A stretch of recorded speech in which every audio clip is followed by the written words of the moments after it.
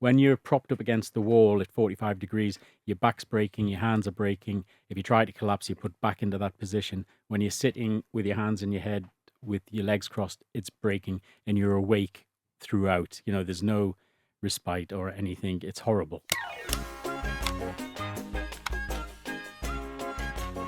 You speak about interrogations and stuff like that, and learning to deal with them situations. Yeah. Talk us through waterboarding. Is that something that they make you do? Yeah, they'll do that, so you obviously know what it's like. But what they had on when I was going through, and when I was an instructor, you do a final exercise on the combat survival phase. So we get them out into an area like Aberystwyth on the Welsh mountains, somewhere like that, and they're being tracked and hunted by a hunter force.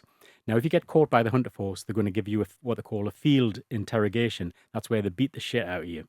So it motivates you not to be caught, obviously. Yeah. So, and then they put you back onto the course to run again. So the guys they have no equipment whatsoever. They're given RVs that they have to make rendezvous points, and they'll meet an agent. They'll tell them where to go. Now, at the end of that week, you're really tired because you haven't slept that well because it's freezing cold. You're hungry.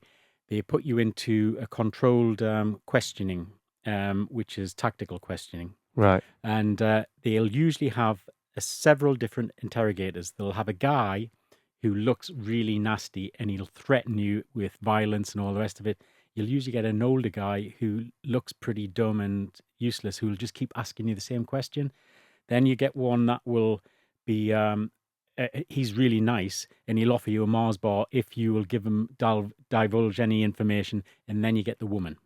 Now, on my selection, there was 6 guys, and they were nails, big lads, stuff like that.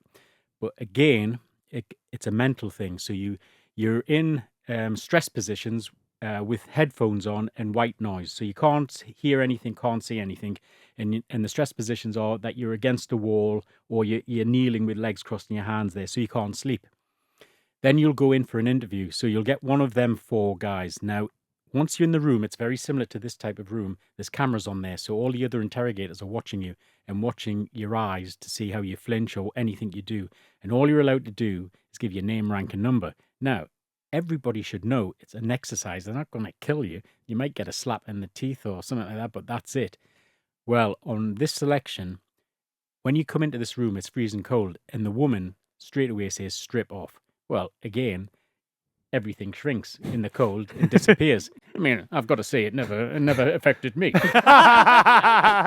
So anyway, these lads are in there, and you come in, you stand there, and like, get your overalls off. So you stand there, and she's pulling the piss out you, John Thomas, and you're like, fuck's sake, crack on, girl. And all no expressions, just looking forward. Well, she did it to these guys at separate times, and they all cracked and launched and tried to like grip her, like strangle her, like this. Well, there's other guards in there, so they bring them down. And you know what? They just wasted 5 months of selection because they kicked off. Really? Yeah. So the trouble is, this sounds pretty clinical, what I'm saying. What you've got to remember is you haven't slept for a good 6 days. You're in stress positions for the 36 hours, and it plays with your mind. Sleep deprivation is the first thing you do with a prisoner if you want to extract information out of them, because it disorientates them. All of a sudden, everything becomes real. You don't know what's going to happen and things like that, and it twists your mind. Sometimes you think, have I answered that question, or what did I say? Yeah. In your head, you've got millions of things. So it is a process, and it's a not a pleasant process to go through, but it's a thing I'm pleased I have gone through. Yeah. So when the old girlfriend's going, so who did you meet last night? So talk us through what waterboarding is. Waterboarding's where you put on a board, and it's usually balanced so you can tip it up so your head's below your feet. They put a sodden sack over your face, and then they will pour water steadily over your face, and obviously some of the water goes up your nose and your mouth, and it feels like you're drowning, and you're not drowning, but it's a horrible sensation. You get that, when you're ingesting water into your lungs, and it's burning. You've got it in the back of your throat, and you're struggling to breathe. But it can't kill you, or it can kill you? No, it can't kill you. Basically, you're monitored by somebody who would specialize in that, and like I say, it's not a pleasant experience to go through. But it's the sleep deprivation that's the key prior to getting on the waterboard. Now the thing is, there's a process. You can hit somebody, and usually all you'll build up in that person by hitting them is resistance. They'll know you're going to get hit, so it's like bang, bang, bang, and in your head you're like, screw you, hit me again type of thing.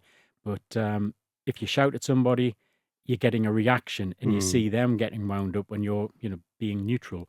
So waterboarding, yeah, it's very effective. My granddad was in the army, and he's going to be listening to this and fuming that I don't know all the details because he tells me all the time. But he went to Libya. Oh yes. And he was saying about how when he was educated to come across sort of like interrogations and how to beat a lie detector test. And back then, I don't know if this relates to you whatsoever, but because the technology wasn't like what it is today, he had to convince himself that they were asking him a different question. Yeah. Is that right? It's ask a different question and then try and stick to as close to the truth as you can. Right, exactly without that. Giving anything away.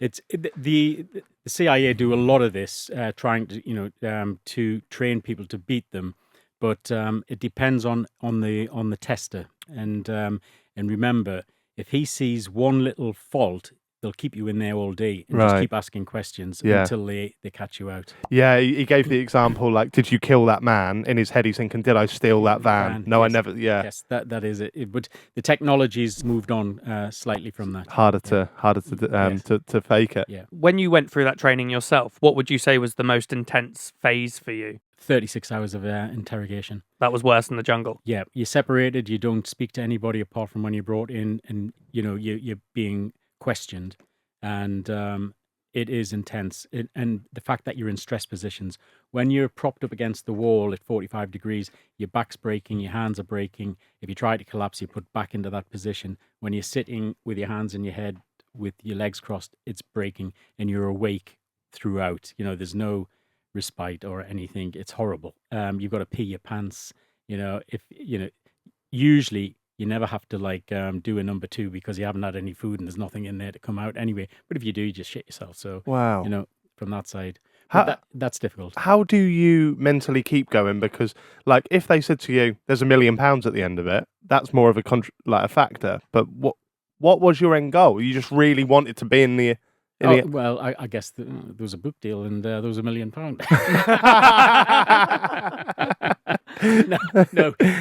No, it's the fact that you want to get in that regiment and you don't want to fail. Listen, every SAS guy you meet, they're a motivated person just naturally. Right. That you can't teach that. They're just motivated. And to me, I'd rather stick knitting needles in my eyes than, stand up and fail. And, say I failed SAS selection. It was just bang. You're in it, so you've got to stick to it.